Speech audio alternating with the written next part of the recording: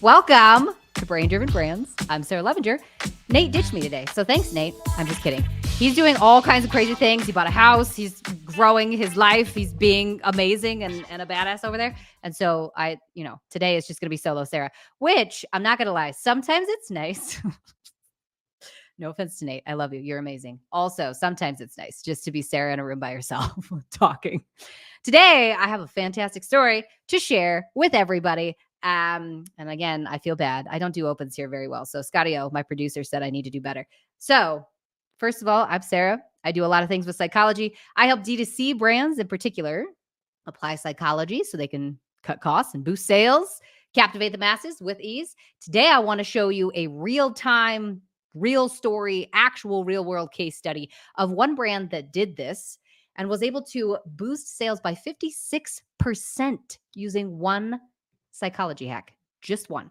I always love these stories because they kind of give a better deep dive into how brands actually take psychology and apply it. That seems to be the biggest ask that I get from brands when they come and consult with me is we love psychology. It's fascinating. It's interesting. I actually have a psychology background is usually what they tell me. The very next thing they say is, I don't know how to use it. I don't know how to apply it.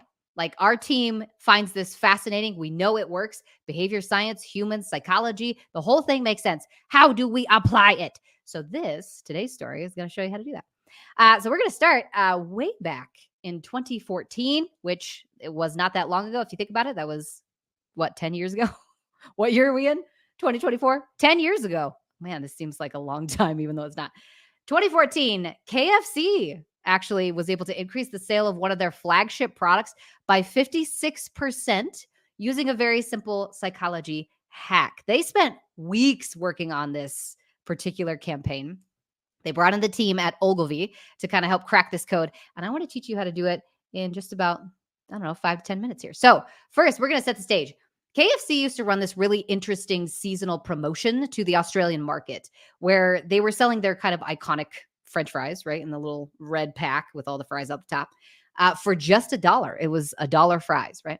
Their customer base absolutely loved this promotion, but it had been fatiguing for a few years. And I don't know if you know this in D2C, but fatigue of campaigns is very normal. I'm sure that you've seen it. Whoa, hair is going crazy. I'm sure that you've seen this in your campaigns where you keep running something year after year, or even season to season, and watch it slowly start to fatigue. Happens with the big brands as well. And KFC really needed to kind of kick things up a notch. So here's what they did. They hired the team at Ogilvy, which is a behavior science focused marketing agency. Love the guys at Ogilvy. If anybody at Ogilvy is listening, please, can I just come and pick your brains for an hour? I can't. Ogilvy is amazing. I can't get enough of them. So they hired the team at Ogilvy to kind of come in and boost not just the the real world value, right? So of the fries, because it was only $1 fry product. They wanted to help boost the intangible value of the product. And this is something I think more brands should focus on because it's not necessarily the actual physical value of the product that you're selling that gets people to buy. It's the intangible. It's the psychological value that your product actually provides to people that's getting them to buy. So the goal for this campaign for KFC, for their $1 fry promotion, was very, very simple. They just wanted to increase conversions. They just wanted to make sure that they had more people coming in the pipeline and the majority of those people were buying. That's it. This was interesting, though, because they actually placed some rules for Ogilvy. One, Ogilvy could not change the price. They wanted to keep the idea of $1 fry, right? That was the whole idea. That was the goal of the promotion itself, $1 fry. They couldn't change the product, number two. So it's not like they could take this dollar value promotion and put it onto the Big Mac or anything else. They just wanted to focus on the fry product. And then number three, they couldn't change the promo dates. They had to have these fries, this $1 fry promotion, running for a specific time. So for Ogilvy, challenge was very simple. Don't change the price. Don't change the product. Keep the promo dates the same. Figure out how to sell $1 fry better. I love this stuff. I can't get enough of it. So interestingly enough, I actually looked up some information on this particular campaign. And there was a behavior strategist named Sam Tatum. I've actually talked to this guy, brilliant marketer, who said we couldn't change the product, the price. We could only change how people saw it. We had to change perspective on this product. And this was how we were going to get people to actually convert better. Was just by changing the psychological value. So, in order to bring the right ingredients into the mix, they had to look at the literature, right? And so they found 18 different principles from psychology that were most relevant to the perception of value within kind of these fast consumer good markets. This is his quote, not mine. So they generated 90 different ways to say a dollar French fry and then cut them down to 5 core messages. So I'll say that again. Sam and his team went and found 18 different heuristics, psychological heuristics, which is another way to say just mental shortcuts. They found 18 of those that were specific to increasing psychological value. These heuristics focused on perception, not necessarily actual value. They didn't like add more to the bundle. They didn't change how the fries taste. Like they didn't even change the price of them because they had to be $1, right? So he found these 18 different principles that were most relevant to perception of value. And then they chose 5 of these to test in an actual like real world situation. So each of these headlines, each of these heuristics was created to kind of harbor one heuristic at a time. So they were testing very, very carefully. And Sarah talks about this a lot. I would prefer you test with precision. Don't test volume until you know which message is the right one to test, right? So they created 5 headlines to these 5 different like value perception heuristics. One was towards loss aversion. One was toward reciprocity. The third one was value payoff. Fourth one was anchoring. And the fifth one was social norming. If you don't know what these means, it's totally fine. I'm going to tell you what they mean. So the first one they wanted to test was loss aversion. So loss aversion has to do with the fact that once you have something, you really don't want to lose it, right? It's not necessarily gaining value in your life. It's making sure you don't lose the value you already have. So the guys at Ogilvy crafted a message that talks specifically about you don't want to lose something you already have. Number 2, reciprocity. So reciprocity has to do with basically giving back as soon as you giving back to someone something that they have given to you, right? So often we see this with lead gen like items where if you give me your email address, I'll give you something of value, right? So a PDF, a white paper, whatever it is. Reciprocity is the mental heuristic that you're using there. Value payoff basically has to do with if you get something, then the payoff of actually gaining that something is actually greater than what you paid for it, right? So that one, it's difficult to use this one. I've tried to use it in a couple different places and I need to test it more. But value payoff really does have to do with like understanding like additions on top of what the value actually is. This is much more a psychologically based one.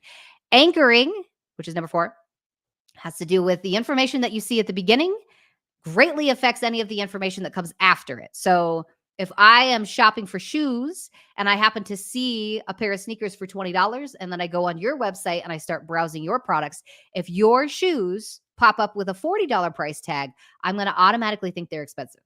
Not because of anything you're showing, but because of the price that I saw before I got to you. So that's anchoring. So 5th message that they tried to run with was social norming. So they were basically generating messages around the idea that other people do this a lot.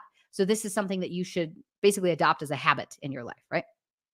So those are the 5 mental heuristics that they were testing. So here's what happened. So Ogilvy kind of set out to test these psychology-based headlines on Facebook first. They were measuring something that I find really interesting because it's very different than what we measure in D2C usually. They were measuring unique clicks. They were not measuring conversions, which I find interesting because the overall goal of the whole campaign was to get people to buy, if you remember correctly. They were testing unique clicks basically to check and see whether the message was effective. They wanted to see, do people even interact with this message, right?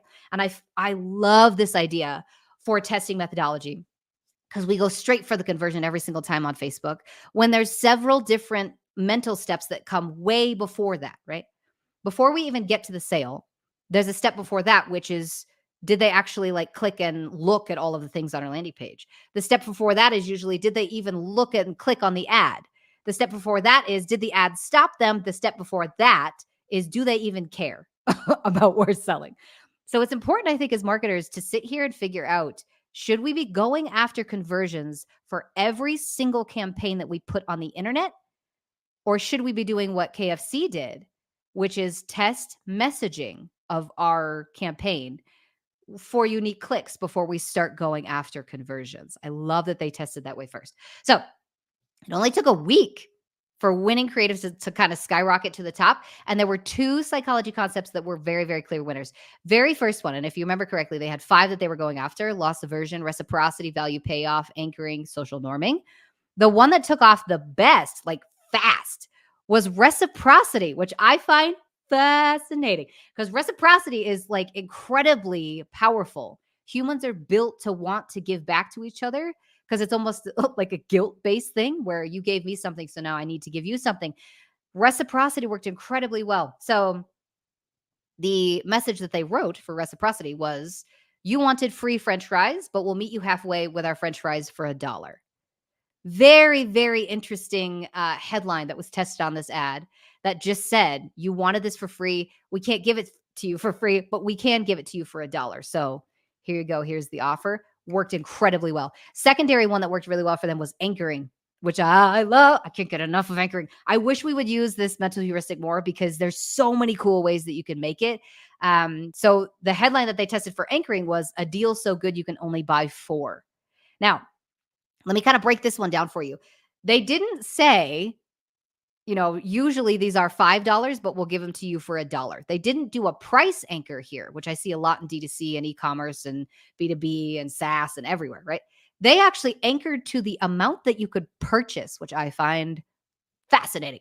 A deal so good you can only buy 4. This tells the brain 2 things. One, it tells you how many you should be buying. 4. They didn't say 2. They didn't say 1.5. They bumped it all the way up to 4. A deal so good you can only buy 4 French fries. Who would eat 4 bags of French fries? Like, that's so many French fries. But because they placed this anchor on 4, it tells the brain how many you should buy. Number 2, it tells the brain what other people might already be doing, which again, social proof. This is kind of like bandwagon effect. It goes down into like, we watch what other humans are doing just to make sure that we're not doing it wrong. This is what these guys were going after. So 2 different headlines. You wanted free French fries, but we'll meet you halfway. Our French fries for $1. And the second one here, a deal so good you can only buy 4. So amazing. Like just an amazing way to kind of take these 2 mental heuristics and throw them into an ad just to see which one was going to resonate best. So the winners of these 2, they ran after Facebook. They ran these on radio and TV ads, kind of around this core psychology concept. And that resulted in a 56% increase in French fry sales for the entire year. It wasn't just on that one campaign that they saw a 56% increase. The entire year they ran these ads and boosted sales by 56% just on these 2 headlines alone. So they also read here that when I was doing this research, the anchored ad was so effective it increased sales of their 4-pack fries by a whopping 84%. So we're increasing overall sales of the entirety of like this particular $1 campaign. And then now we're selling 4-packs based upon the anchored headline. We're selling 4-packs at 84% higher than we used to. I'm like, ow, my brain. This is amazing. Okay. So if you want to try this for yourself, let's wrap this up here. Obviously, psychology is one of those things that you can use anywhere in the business at any point in time for anything that you're trying to increase the baseline of. But for ads in particular, if you want to try this kind of psychology act for yourself, the next time you run an offer, please, please, please do not say limited time only. Don't use this like we're going to sell out fast. Don't use overstock sales. Stop using this on sale now. Everyone in every industry and every category and every vertical and every market on the planet is using those same headlines. They are not going to be good enough to get your customers to understand that your product has a psychological value that's higher than everyone else's. If you really want to do psychology-based marketing, the best thing that you could do is test these psychology-based heuristics. So number 1, always test your offer using a heuristic. I want you to try and use anchoring and reciprocity just because this is what KFC used and it worked incredibly well. But I want you to use anchoring in particular because it gives your customers kind of a reasonable limit to how much they should purchase. So instead of pricing or anchoring to the price, anchor to how much they should be buying, right? So a deal so good, you can only buy 3. A deal so good, you can only buy 6 or 10 or 20, however many you want them to purchase, right? This is not only going to create that kind of dopamine and motivate them to like buy more, but it's also going to signal that social behavior like we talked about. A limit, right? Put a limit on it so that people will want it, cap it. Number 2, use clicks as your base measurement. I really think it'd be interesting for us to stop testing so many conversions off of Facebook in particular and start testing clicks as the very, very first motivator for your customers. I like this idea because it gives you incredibly invaluable data behind what people actually want to interact with, what they want to put behavior towards. I just can't. We're going for validation, right? We're going for validation before creation. If you're going to do an entire campaign that you're going to run millions of dollars of ads to, you got to get people to stop and click first. And the faster we make that click, the faster we make the sale, because it's going to duplicate that concept basically everywhere else. So number 3 here, don't stop testing until you get it right, right? And I know there's been a lot of debate lately on whether iterations are going to be something that we should still focus on. I personally believe iterations are only good if the base message is correct first. If it's based in psychology, if you've done your work and your research, you can absolutely make iterations work for you, but only if the message is correct from the get-go. So before they spent a dime on ads, KFC actually drafted 90 different ways to say $1 fry. 90. That's a lot of different ways to say the same exact concept. And I talk about this a lot everywhere with my consulting clients, and which, again, if you're interested and you guys really want to learn more about like how to use psychology and emotion in your ads, I actually provide a full NLP report, which will help you basically dissect the emotions that are coming out of your customer reviews. And that's something that's like the package that I'm currently running now. With that information, you can actually do this type of work very quickly. So I run an NLP on the reviews that will tell you which emotions are coming out of your customer base so you can generate campaigns specifically to the psychology of your customers, just like this did. So KFC drafted these 90 different ways to say $1 fries because they didn't want to test randomly, right? Testing randomly is not going to cut it. You got to be thoughtful about how your tests work and then don't stop until it works. So last on here, obviously this is like a really interesting story. I can't get enough of KFC. I think it's important to bring it all back to really what we're trying to do here, which is help our customers get what they want out of life. KFC already knew that people liked the dollar fry concept. They just wanted to frame it in a way that would help people understand the actual like psychological value of it better. And that's what Ogilvy did for them.